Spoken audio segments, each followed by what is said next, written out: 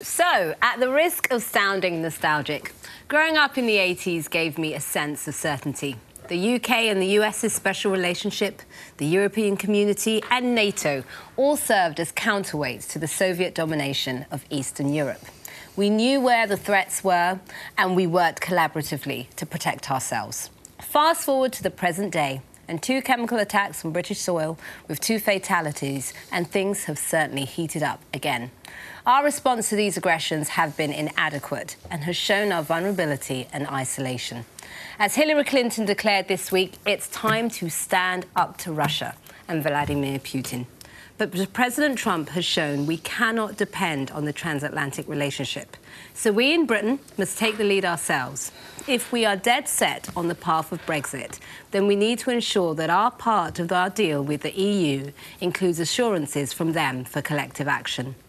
If we just keep calm and carry on and hope for the best, then we are playing Russian roulette with our national security.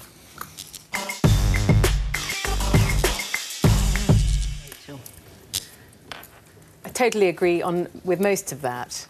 I think that we need to acknowledge that the Russians, it was in the Russians' interest. They're very open about the fact that they wanted the UK to leave, to Brexit. Yeah. They wanted to see, if possible, the collapse of the EU because, of course, in terms of military power, it outpunches Russia by a long way. And also, Putin said that the collapse of the Soviet Union was the greatest catastrophe in world history. Yep. So he wants to see the collapse of a rival empire. Yep. On security, there is going to be no softening of the EU security policy, we hope. I mean, in the current negotiation, security is absolutely a red line, a blood red line in the negotiation because of the Russian threat. But just lastly, before I yield, we have to also acknowledge that the Russians are just laughing at us. Whatever we do to retaliate, to sound strong, EU, collectively, nationally, despite the expulsion of hundreds of diplomats, I think it was in the end. It's nothing. And it's just that, you know, we have Keystone cops who came to Salisbury. Let's just have a clip of that pair who we know poisoned the Skripals and the Dawn Burgess. What were you doing there?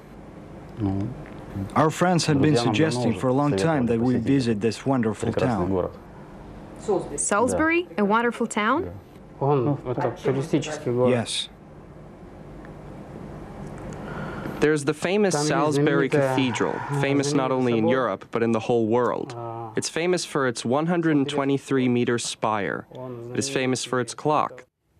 I mean, it is hilarious, but it's also really sad that they are trolling us so bad. Yeah. Sorry, Carol, before I bring you in, 2 seconds, and then I will bring you in, can I just go through the list of Russian aggression? This is frightening. So if we bring this up. In November 2006, former Russian spy Alexander Litvinenko was murdered in Britain. In March 2014, Russia invaded and annexed the region of Crimea in Ukraine. Malaysia Airlines Flight 17 was shot down on July 2014, killing 298 people. An investigation in the US has announced indictments against 12 Russians, all members of the Russian intelligence service, for interference in the 2016 US election. In March, Sergei Skripal, a former Russian spy, and his daughter were poisoned in Salisbury.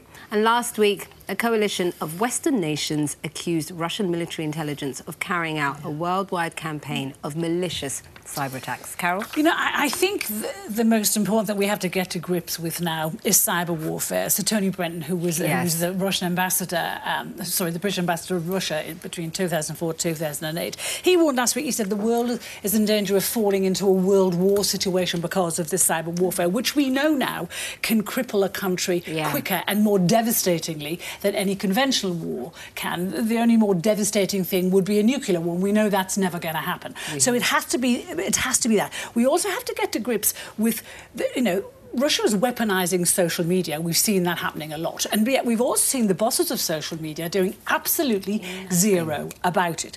I was on a show this week with a guy called Bill Browder, who was reputed to be Putin's greatest enemy. Putin is trying to get him, has issued 12 arrest warrants to try and get him. Russian corrupt officials took 230 million quid out of a hedge fund that he had in, I think. He said that Putin would almost certainly have ordered the hit on the Skripals through the GRU, the military intelligence arm. He would also have ordered the hit on Litvinenko. So here we have a guy... It wouldn't have happened without his approval. Yeah.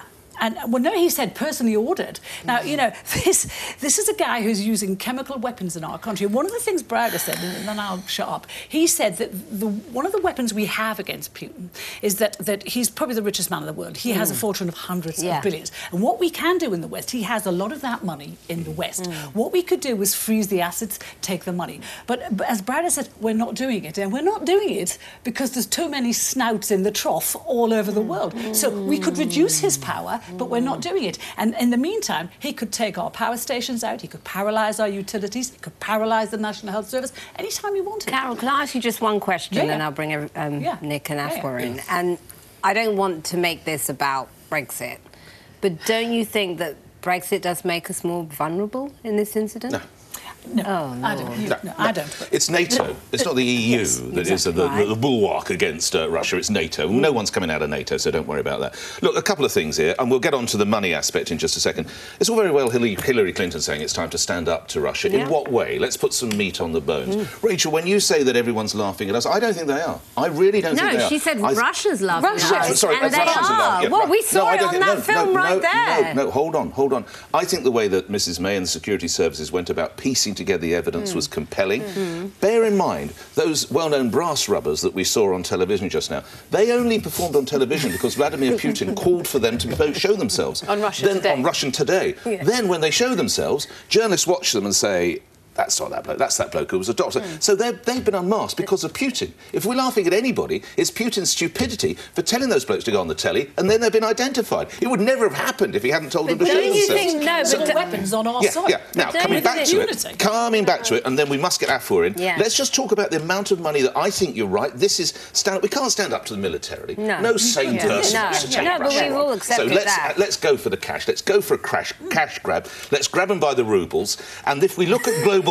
It's their currency, Rachel. If you look at Global Witness, £34 billion of Russian money is currently invested in the British overseas territories, and Transparency International has identified £4.4 billion worth of UK properties bought with suspicious wealth, of which more than a fifth were purchased by Russian individuals. Go for the cash. But that's something we could do, and why we aren't doing it. Unexplained wealth orders are coming right in. I agree with that, and I think it's important to remember. I mean, last time I checked, the Russian economy was only roughly the same size as Italy's economy. You know, for such a huge country, its economy is very vulnerable to sanctions, and I think we could do so much more on that. I think, you know, when the Salisbury attack happened, I was one of the people who was uncomfortable with the rush to say that this was a state-sponsored... Yes, because I wanted to see the evidence. But, you know, now it's becoming more clear how Russian intelligence works, and the fact that they actually tried to interfere with the Office for the Prevention of Chemical Weapons, even being able to produce the evidence. Is in their DNA. It subverts the whole process. And the thing is, you know, we live in a world built on a rules-based system. We have had since the Second World War, thanks to Churchill, as you know, I have very patriotic feelings about, and Roosevelt, a rules-based system. No, we were at the heart of constructing rules have worked against his country. And that's what I was going to say. Well, Russia is a country that is continuing to show it has no respect for the rules, and it's very difficult when you are bound by rules to know how to deal with a country. When someone's not playing by those rules. We shouldn't have to wait until he commits attacks on our soil to care about the state of rights in Russia.